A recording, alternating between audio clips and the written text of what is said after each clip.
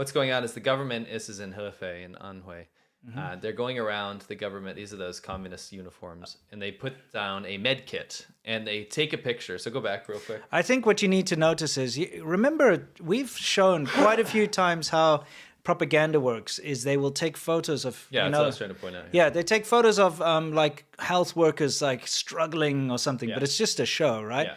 What they're doing is they're taking a photo of a health worker dropping off medicine. Yeah, med kits. But you see, that's what the other person is there for, is to take this she's photo. blocking her. Yeah, for propaganda. So they're taking the photo, be like, yep, we dropped it off, but watch what happens. This is on a Ring doorbell China version. Yeah. So she goes, look, okay, pose to the picture. It's like, pose again, another picture. Okay, let's go. Oh, one more. That wasn't good enough. Yeah, let's get another one. Okay. Okay, moving on. Yep. So they go to the next door and take the photo. Yes, we put med kits on each door. Yeah. I just want you to know, I mean, this is one little slice of life.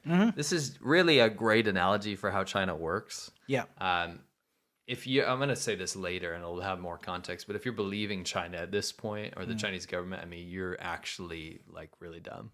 Yeah. They've lied about everything since day one. They always do. And it's unfortunate. We don't want them to lie. You know, we both have a big vested interest in China, always did. But, you know, it's unfortunate that every single time the Chinese government makes a statement, it's usually a contradiction or a lie. Yeah. Andrew Hardesty says 3 out of 10 needs a long chain of people passing it down the corridor. Yes, exactly. Usually what they do. Yep. Came across this fantastic propaganda the other day. Now, look, when it comes to disabled accessibility in China for disabled people, it doesn't exist. No. It just doesn't. Nope. And it's quite a shock, because if you go to Hong Kong, you'll see it's everywhere. For sure. It's very well set up for disabled people and, you know, wheelchair ramps and everything. As soon as you cross into mainland China, it doesn't exist. And, you know, it's an awful reality that disabled people are hidden away, if they even exist, most of the time. Because, you know, with the one-child policy, if they detect there's going to be anything wrong with your child, it's usually aborted. And something else I found out is that if you do have a disabled child, you are allowed to have another one. You know, under the one-child policy. There is no one-child I'm policy. saying, like, sure. back then, which wasn't long ago. It was like a couple of years ago now. Sure. So and I have met disabled people in China, but they're hidden away. Yeah. So you don't see them in public. You don't see them. There's no reason for them to have any accessibility stuff. But of course, they want to try and change this image. So here's a fantastic example of that. I'd like us to all take a look at this picture. Here you have some bus staff about to push a guy up a ramp into a bus. Yeah. I don't know if anyone can notice the problem, though. Can someone leave a comment in the... Everyone already did. Oh, you already figured it out? Yeah. What are you digging for down there, by the way? Some gold? Okay, all right. There's a freaking pole. You want to be off? Oh, you want to blow your nose? You bowing Jiaozi again? Yep. There's a pole in the way, okay? So that guy's not going anywhere. I don't see Chinese people. I don't know what you're talking about. But seriously, okay, there's a pole, like a handrail or whatever you want to call it. That wheelchair cannot go in there. On top of that, that ramp is too steep.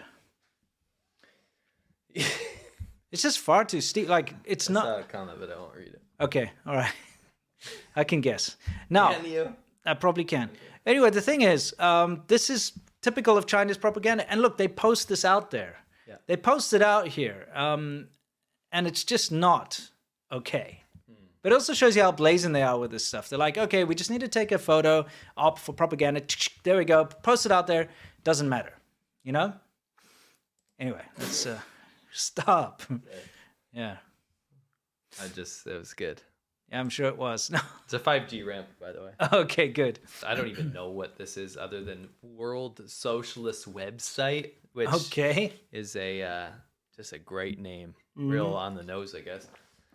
It says, who's responsible for China's COVID catastrophe? So this is the new outbreak. Right? Okay. A tragedy of monumental proportions is unfolding across China as a result of the Chinese Communist Party lifting its zero COVID policy and embracing forever COVID policy demanded by U.S. and European imperialists. So wait, what? Okay.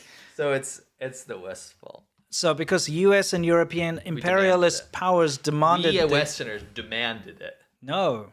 Of So course. I just thought that was a great... here's the thing, though. Like, the rest of the world was telling China forever that its zero COVID policies are ridiculous and it's the wrong way to go with this. Yeah. They did not say, oh, cancel everything overnight and just throw everyone to the wolves. Yeah. They did not. No one ever said that. No. Okay? No. No one said do anything. No. That's what China did because they were afraid they were losing control. It's the Communist Party. So I'll just move on from there. I just thought that was a bit interesting from a global perspective. Oh, yeah. Actually, surprising news. Very surprising. After the Safeguard Defenders report about the global Chinese police stations, Italy stopped joint police patrols with China. Yeah. Italy had the largest amount of Chinese police stations and did joint patrols. And they let the Chinese police come walk around in Italy or whatever. Wild indeed. So that's good news on that front.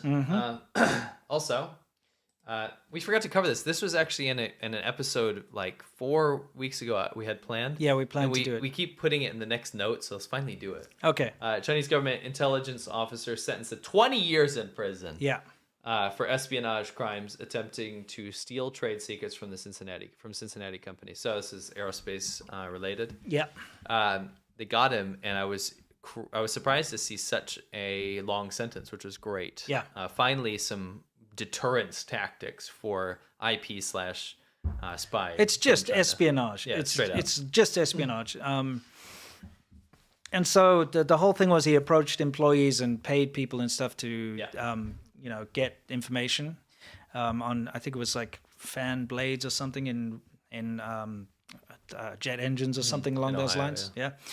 And they set up a sting, and basically it was an agent that went to go and meet him and met him overseas in a extradition-friendly country. And he's actually MSS, so he's like the CIA of China. Yes. Went to go and pay him and get these secrets and stuff, so they nabbed him.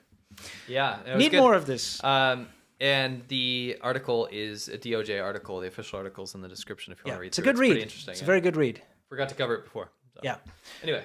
Yeah, there's a lot of these kind of things which slip under the radar, which is always good to see. Actually, one thing I wanted to point out is he looks like he's from 1999 to 2001 nu metal band. Okay. With that goatee and that kind of look. So I just I enhanced his appearance to match his aesthetic. No, I think that's probably what he has to do to fit in America these days, These days? 20 years ago. We're talking about Core and Limp Bizkit, I feel like I could be doing like a kids reading at a public library or something now.